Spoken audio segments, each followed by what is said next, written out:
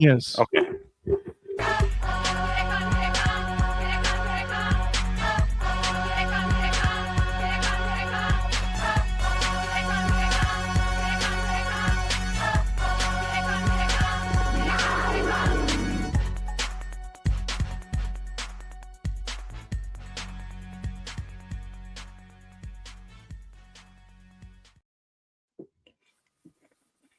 It's a great day in Duval County. No. Travis, okay, did you? Okay, no, this isn't how we do this. Good God, man. It's a great day. No. All right. Unbelievable. This is how this is.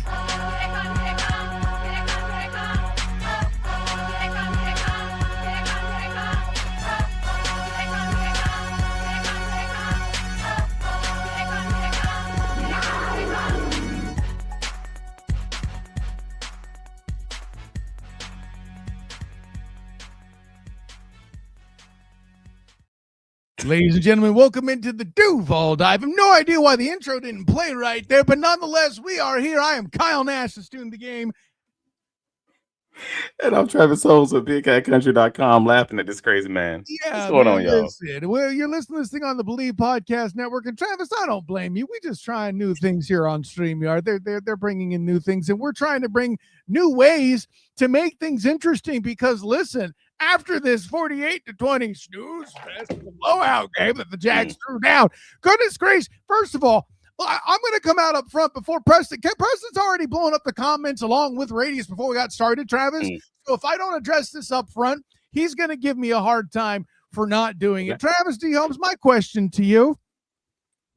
Your favorite thing about this game? No, I'm not lying. Why am I playing? My favorite thing about this game is I can ask you this question. More impressive, the number of touchdowns that Trevor Lawrence got, or the fact that it's just as many as the penalties they had committed in the game? I mean, the penalties weren't even on my mind. I mean, when you get like 2 or 3 of them in this game, that was just penalties of anger or penalties of, frankly, the quote unquote Los Angeles, the Los Angeles Lakers over here flopping the Jets. That was just some nonsense. So like overall, I'm not worried about the penalties in this one. This was a game where it's all celebration, Duval. It's all great. You cannot have a Trevor Lawrence day in the way that they just had a Trevor Lawrence day and expect for this to be to anything less than Jubilee, like anything less than fanfare parades and everything else. Like the Jacksonville Jaguars just destroyed the New York Jets, the team that was celebrating not too long ago for not drafting Trevor Lawrence, for instead getting Zach Wilson. I mean, let's not forget those things. They're trotting out a third string quarterback right now against the team that's looking like a superstar quarterback after they celebrated because they had a guy who's not on their roster right now.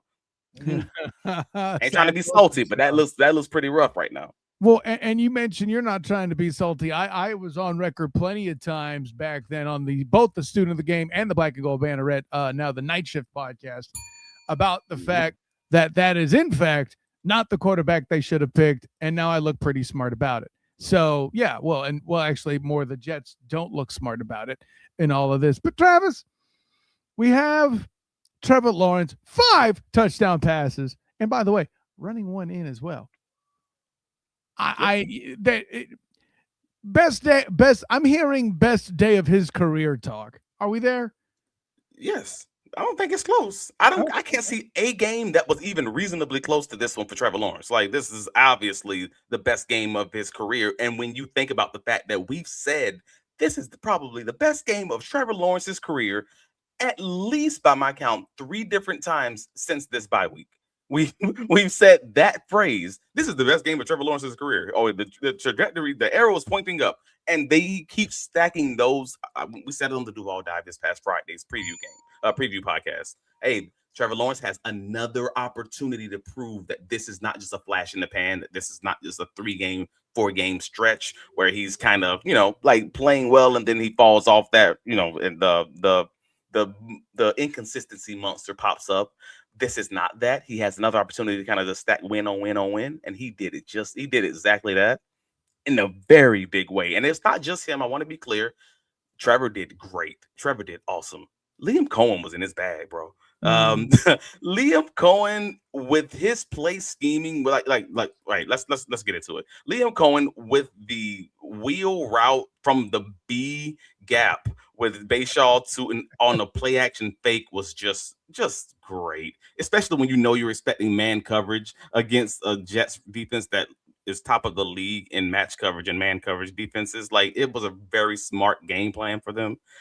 And man, 2 running back looks and all of that. Like, they basically did their thing. Both Liam Cohen, both Trevor Lawrence, and the receiving group and the defense. Like, there's a lot of awards, a lot of pats on the back that needs to go around in this one. But it kind of starts with the head coach at the top. Sure. And listen, I know we give a lot of credit there to Liam Cohen, rightly so, and Trevor.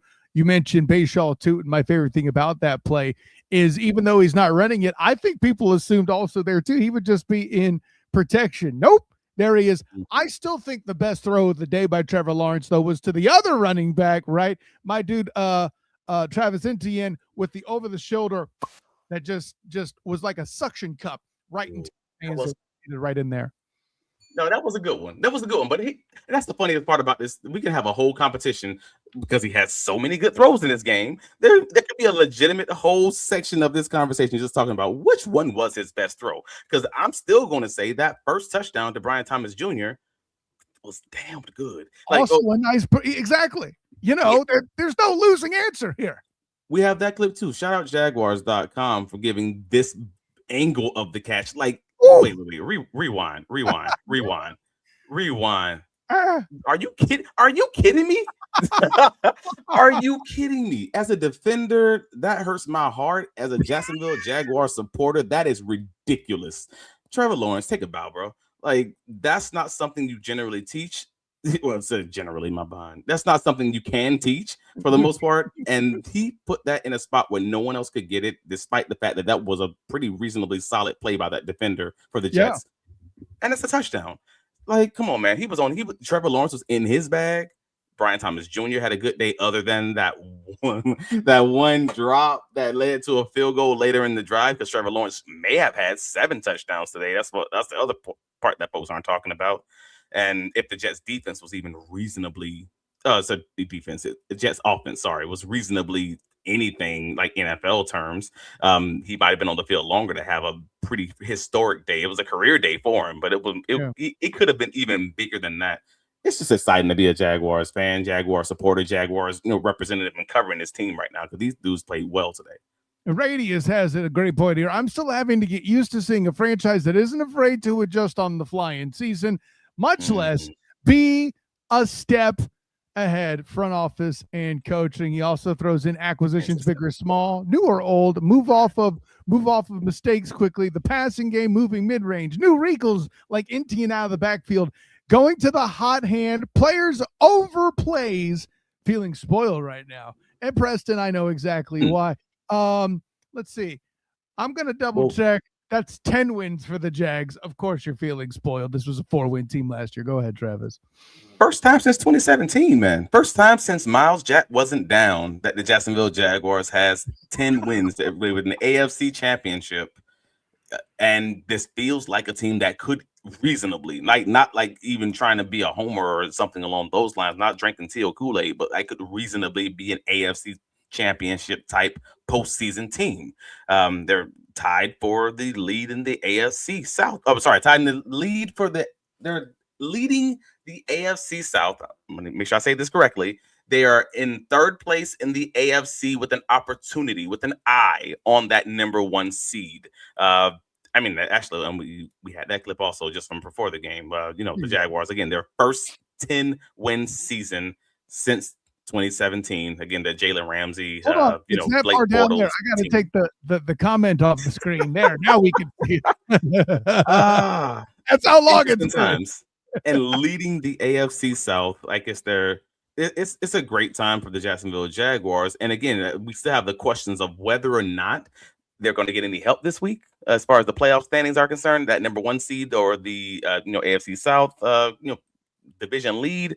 The Bills did they did pull that out over the Patriots. That gives the Jaguars a little bit of help on that number 1 seed, number 2 seed type of conversation.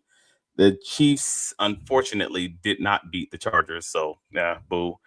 Pat Mahomes got hurt also late in the game, so that's not Under 2 good. minutes. Hey, yeah, Gardner Minshew hurting the Jaguars today by throwing a game-ending interception. There you go. I mean, he always did, didn't he? Like Gardner Minshew, you know it's true. Like, but there's the Cardinals. You were hoping for the Cardinals to get a miracle over the Texans. That didn't take place. No miracle on on I don't even know what's the street in Duval, like Dunn Avenue. And we have the. So if you're rooting for the Jaguars, you're probably rooting for the Packers over the Broncos this afternoon and the Seahawks over the Coast. Again, that just helps with the division lead. And you don't have to worry about the Coast coming from behind in case the Jaguars also, lost something. If you get the Packers over the Broncos, you're in a real good situation where the Jaguars have a legitimate shot of, being a game behind the Broncos with next week's game, 4 p.m. in Denver. Opportunity to steal that spot. So it's going to be interesting, man. It's fun times in Duval. Like it really, I have nothing wild to say as far as this is concerned because I didn't expect to be here, and this is kind of odd to me. Yeah, and I'll even add this too. We're talking about a lot with the 1 seed and all that. I will say this: should the Broncos lose, which I don't expect them to, but let's say they do, that'll put them at 11-3. The Jags beat them next week at 4:00 at the Mile High, and then they have that head-to-head with a tie record going into that week. Now, obviously, they'd have to hold third. They'd have to finish out strong. I think a certain element that needs to be mentioned, too, is that the Broncos' schedule finishes out with the Chiefs and Chargers after the Jags. So that's not exactly an easy road for the Broncos. Two losable games against MVP candidate Justin Herbert, and maybe they could do all right against Gardner Minshew and the Chiefs, considering the fact that they are mathematically eliminated. Well, we'll see because you never know how Pat Mahomes is going to react. Like I don't know how injured Pat is, so maybe he's still able to play at that point and still kind of comes out and does his thing. If they don't, nevertheless. But nevertheless, the Jaguars have Indianapolis Colts and Tennessee after Denver. So, like the Jaguars, other than playing against Phillip Rivers, you're probably going to be in a good situation if you can just kind of dominate as they have been dominating since the bye week, and the Jaguars have been on top of it.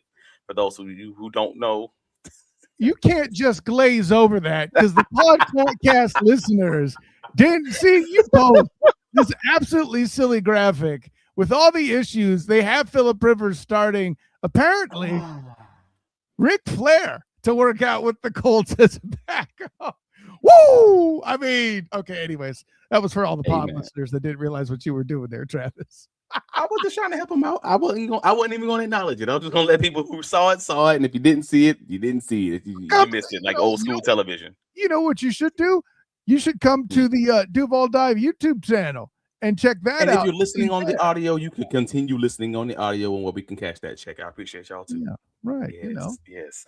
Nah, man, but no, it's gonna be so. The Jaguars again, they're 10-4. This is craziness. They're leading that AFC South. They got little help as far as the playoffs is concerned, but they've been dominating since the bye week. Shout out Dan Griffin, Sasha Sports Jacks, man.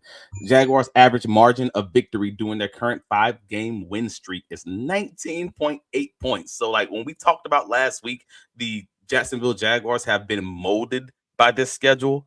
The fact that they opened this schedule with such a rough stretch of games, and you knew they had to go into this season like dominant, because if they didn't, they were going to get mollywopped like early on, and they didn't. They actually played well in those opening games of the schedule, and now they're going into the easiest part of their schedule, and it's like, oh dang, they are beating the brakes off these teams. And they are. They're supposed to beat, not necessarily a staple of the Jacksonville Jaguars there, Travis. Which is what we said last week. Like, flip it from the Colts perspective. They thought they were a Super Bowl team because they dominated early on against some bad teams, and they were reasonably healthy at the same time also. And then they made the mistake of believing that they were a Super Bowl team, whereas the Jaguars started this thing off with a hard schedule and also very, very many injuries, and they found a way to kind of just be gritty and dominate, and be dogs, and kind of just work through all their issues while still finding a way to win more games than they lost. And now they kind of understand a little bit better who they are because they've kind of been through the mud together, if that makes sense. It makes it a lot more positive of an experience, even if you're a fan of the team, but also from the vantage point of those players, you have to believe, like, they don't just believe a little bit. Like those Colts players must be like distraught because they understand that this thing's a wrap. Mm. Meanwhile, Jaguar players must be like on cloud nine because they understand, damn, we ain't even played our best ball and we are destroying these boys. And today is that if our best ball look anything remotely like that, we're gonna beat the hell out of a lot of football teams right now. And they are. They are. PT Phone Home Preston in the comments ask, how many turnovers do we end up having? D was just not done. One turnover on De'Ami Brown's fumble on the jet sweep reverse, which is after they took Trevor Lawrence out of the game when the game was effectively over at that point.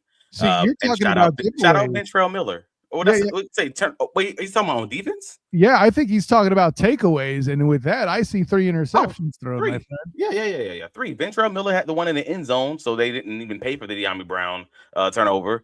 They had the Antonio Johnson just great interception over the shoulder to end the wrap up the interceptions, and then you had the Monteric Brown interception was just great. Like it was a badly thrown ball. Don't get me wrong, but the fact that he came up with that catch, that they didn't even have to replay, scooping his hand underneath, keeping it off the ground, like that was an incredible play by him. And there's no wonder that he's been getting all these starting snaps at corner. 94-95% of the snaps because he's been balling out of control. And it's getting very hard to not have a conversation about whether or not they need to be re-signing this young man. Like, let's be real. Dink, full extension, gets the dink, hauls it in as he continues through the catch. You know what? Hey, receivers out there, holding on through the process of the catch. I think that's what they mean to say in the rule book. I'll throw that out there too. Jesus, Monteric's balling, man. And I know again he has some days that it's going to be harder for him to play because he's not as much a man corner guy. And he generally doesn't have the speed to keep up with the fastest of guys in the NFL. But that's not going to be every team. So you should generally be fine. And he's just playing out of control. So if they're even remotely comfortable playing a little bit more zone, not even exclusively zone, just a little bit more, hey, man, Monteric Brown got to be on this roster in 2026 for sure. Yeah, and I think playing the role of Travis T. Holmes today is our good friend Storm the Desert in the comments. Jags got to just handle their business in front of them and not worry about everyone still behind them. If this Trevor shows up, Broncos are in for a day. Trevor looking good, even on incomplete deeps. Well, hey, yeah, I don't think that's a bad take, and we'll talk more about the Broncos in the coming week. But yeah, obviously, I think the Jags staying high and flying high starts with Trevor Lawrence continuing to do these things that he's done. No, DJ DK said that Liam Cohen was Texans defense scary today. And I'm like, no, that's actually fair. He made the Jacksonville Jaguars offense look as scary as folks talk about the Houston Texans defense. And that is interesting because the Jacksonville Jaguars have also had one of the more successful teams against the Houston Texans, and folks don't really think about it from that vantage point. Like, hey, the Jacksonville Jaguars only scored, quote unquote, 29 points against the Texans in that second game, and again, the quote unquote only scored 17 points against the Texans in that first game. But the Texans have been dominant at keeping that, like, as far as the points given up this year. Like, I forget what the exact number was, but I'm pretty sure it's top 2 in the league, and it might not be 2. Like, I'll have to look the numbers up, but they have been that good because they have been literally historically good as far as how well they've been holding teams to just not being able to score points. So overall, yeah, I agree with you. Liam Cohen, since that bye week, has had the Jacksonville Jaguars scoring. Let's go down that list. 30 points, 29, 35, 27, 25, 36, 48. That's since the bye week. They have been out of control.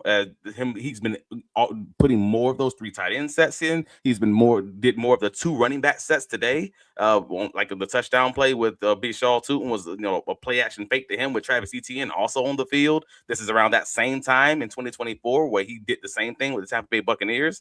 Some of that was because of injury that they did a little bit more of it, but nevertheless, you're seeing the same thing. He is in his bag. He gets a lot of that credit, but Trevor Lawrence is also picking up the pieces and making sure it goes like Liam Cohen is drawing it up. And because of that, it all looks beautiful across that whole offensive scheme, man.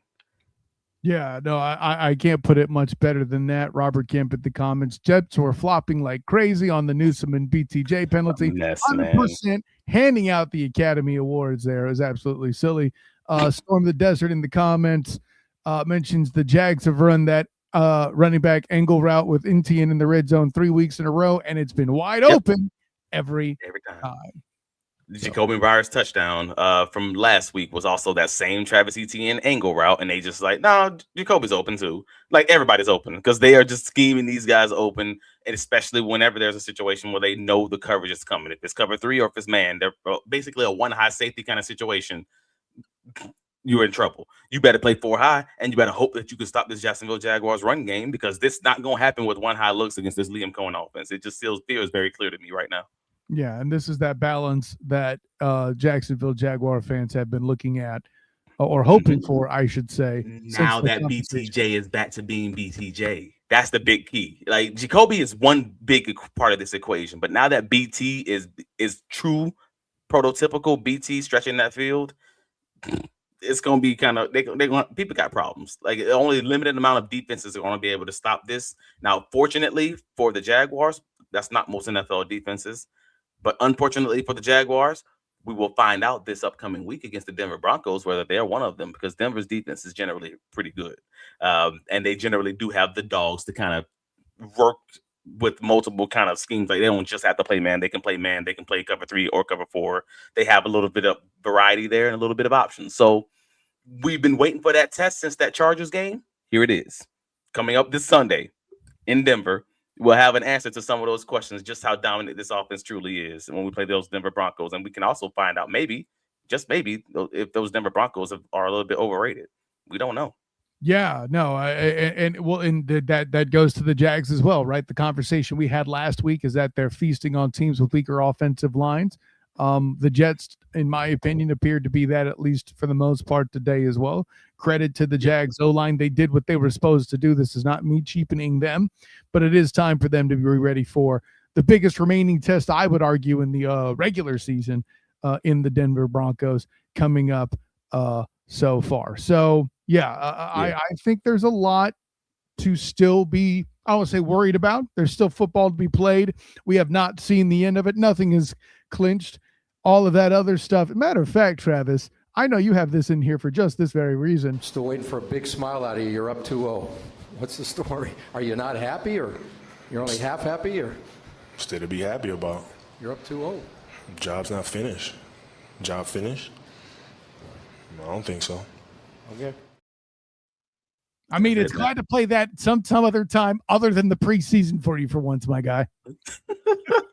Nah, that's it. But that's the mentality you got to have. Like, and I say you talking from a reference point of the players, talking from a reference point of the coaching staff. And I would even argue that I would hope that fans have that same philosophy and don't be just comfortable. Like, be happy with the outcome when you look back over the season. But when you're in the season and you see how dominant this team is and you can see what this team can become moving forward, you have to be ecstatic, but you also cannot be content. So I would hope that the fan base has that same vibe, that same feeling, just like I would hope that the guys in that locker room have that exact same feeling. Don't get too comfortable because we've seen what this Jacksonville Jaguars team, how they play when they're too comfortable. Keep that fire, keep that grit, keep that vibe, keep this thing going, and we'll see where this thing lands. Maybe lucky enough to have a Jacksonville Reign State Championship and a Jacksonville Jaguars Super Bowl at the same time. I ain't trying to promote it or predict it, but hey, I'm a Reigns graduate, so for me, I'm already ecstatic about one of those things happening. I appreciate you putting it out in the universe. I don't think that's selfish. I think that's you just putting positive vibes out there, just like the Duval divers have done today in this edition of the Duval Dive Live. Travis D. Holmes, my friend, a lot of good work in you guys from the comments. I don't know if there's anything else you want to bring to the table or not, but only just the one thing about the run game revival. I was really hoping the Jaguars did so well stopping Breece Hall today. Like he had 12 carries for like 23 yards. Trevor Lawrence took all the yards, free yards, not free yards, just yards in general. He took it all. Like I don't know. That dude was Super Mario with the star at this point. That he got that one. Yeah, there were no Hall passes. They were good, and they did not allow Brady to cook. So they left him on the bench. The only thing I had to say that I can even say was a reasonable negative in this week's game was maybe the fact that ETN didn't get going on the ground, and he still got going in the air, man. Like they had 3 touchdowns via the passing game. And only one of those was truly what I would consider an extension of the run game, like the screen pass. The rest of them were true, like actual routes, like out of the like down the field and things of that nature. So overall, I still do have my questions on whether this Jaguars offense can run the ball. Pretty much since the bye week. Like, and I say that it's not only since the bye week. They had 2 games where it was like reasonably fine, but overall, when there's a team that is dominant or is strong against the run, they haven't been able to run the ball pretty much. We talked about that on Friday's Duval died. That's been very consistent. But yeah, so this week, Travis Etienne did not have a great game on the ground, but it didn't matter. They won 48-20. Like, I don't care. I do not care. We do not care. You went full time. Yeah, full time. We do not care. Like 12 carries for 32 yards, 2.7 per rush. Is obviously not going to get it done for the Jacksonville Jaguars. Just barely scratched 100 yards on the ground, 108 on the ground on 27 carries. Primarily because Trevor Lawrence was the leading rusher with 51 yards. Won't work many games. Right. And I wonder how much of that is still the reputation Trevor has. How much of that is, oh, he only can make his first read. Oh, if you wait for him to make a mistake, he will. Oh, if you stop the run game. How much of that is still the defense's approach? And did the Trevor Lawrence passing attack the past few weeks do enough to have the Broncos think twice and perhaps open up the run game next week? Well, I mean, that's going to be the question because, again, the Broncos defense, they have the ability to have a little bit of variety in their defense, whereas the Jets don't. They are a man defense. And because they are a man defense, Trevor then had the ability to have all these runs pop off. No different than the Kansas City game when every time they played man, he spanked them on the bottom. Like he's going to run them out of that defense basically. And hopefully Trevor does not bring this philosophy, this logic of this week into next week's game because that Denver defense does have the ability to counter where this Jets defense didn't. So we'll talk about that on Friday. But for the moment, I'm good, bro. Robert says that I hate that we still allowed 100 yards on the ground. It don't matter. Oh, sorry. Wrong comment. I hate that we still allowed 100 yards rushing to the Jets, but it ended up not mattering. Man, they gave up 100 yards to the Jets, but they also gave up most of that to the second and the third string backs and everything else. Like the Breece Hall, 12 for 23, 1.9 yard per rush. Stat. I agree with you. That's the stat. Yeah, so at the end of the day, that's not a bad day at all for the Jacksonville Jaguars. I think it's an incredible day for the Jacksonville Jaguars. All they missed was 2 points more, and they would have had the 50 burger. Dang. Just to have that graphic. If they had 50 points, you would have been intolerable, and I'm here for it. That's fine. I'm already intolerable. I would have been indignant. Yes, but I got you. Like that. That's a I would have been ridiculous. But no, and I'm just so happy to thank Trevor. When I see him, I'm gonna let him know. Like, I picked up Trevor Lawrence on the waiver wire in my fantasy league this morning. 3 minutes before the game, I swear to you, I can prove it on the 3 minutes before the game. The boy put up like 50-something points in the first week of the fantasy playoffs. So I'm so happy, bro. you don't understand. I flashed it in the comments. I forget who it was. They said they had both Trevor and Etienne in their first week of the playoffs there. Somebody's moving on. Oh, I do too. I always had Etienne. I traded for Etienne at the bye week. When his value was lowest after playing against the Rams and the Seahawks because I'm not dumb. Never, FYI, y'all, never trade with somebody who covers the Jaguars in fantasy purposes. They probably know something that you may not know, but y'all all Jaguar fans, so y'all wouldn't do that anyways. Y'all ain't dumb. I gave a tip for somebody to get Brenton Strange as their tight end. I'm just throwing it out there. I don't know. Anyway, so I got you, bro. You already asked me the question, and I know you did. You already set me up for it. Hey, man, you can find this post-game write-up on BigCatCountry.com. Shout out Gus Logue for his great work today in the post-game availability after the Jets game. I decided not to go to the stadium today, so you should probably see me at home right now. So I will be there for the next home game, nevertheless.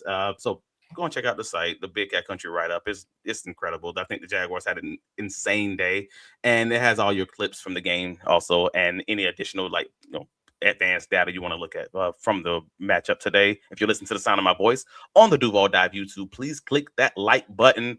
And if you're listening to us on the audio side, please rate and review us. It helps us tremendously. It does nothing. It doesn't hurt you at all. Don't cost you anything. Just it helps us tremendously. And again, we appreciate you guys and your time. Duval, enjoy your victory Monday. And don't forget to vote for the Pro Bowl. Like, that still ain't done. Like, I ain't letting y'all off the hook. I ain't letting y'all off the hook that easy. Take your ass to the ProBowl.com / NFL.com /Pro Bowl. Vote like 16 times. It's Sunday. Yeah. I don't know. Feel like you're doing charity by doing that. Yeah. Go ahead. Let them know where you can be found, Nash. If you wear teal, make your appeal. Of course, I'm Kyle Nash, the student of the game. You can find me on Twitter, Instagram, Threads, and Blue Sky at the SOTG. Find me on Facebook as a student of the game and check out my work with the Black and Gold Banneret and the Night Shift podcast, as well as my coverage of the Magic, who unfortunately got eliminated at the NBA Cup. But hey, at least they made it to the semis this time. And yeah, all of that. And of course, upcoming here on Tuesday night, because the Cure Bowl is on Wednesday here in Orlando. I will be at the Cure Bowl covering that as the Bulls of South Florida do battle with the Monarchs of Old Dominion. So make sure you check out my work around that. I'll be working with the Scouting Depot as well as A7BN Sports on that. So I think that's all my laundry list stuff. Do all the things that Travis said. Get a hold of your life. Like and subscribe, Duval Dive YouTube channel, and all the things. Hit up bigcatcountry.com, all that. But yeah, listen, Duval Divers, happy Sunday to you. And I feel like that you are owed the local Jaguar in a great mood picture. And so with all that, my friends, until next time, everyone, class dismissed.